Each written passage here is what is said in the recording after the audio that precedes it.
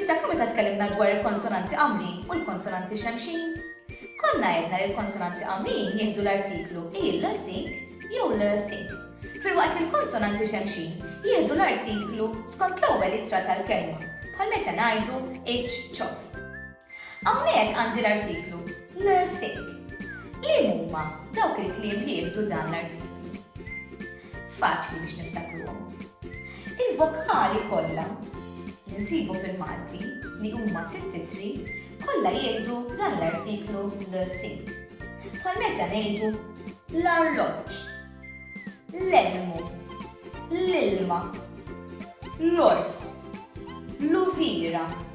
Hawnhekk għandna l-ittra IE li tistema' bħala I twila.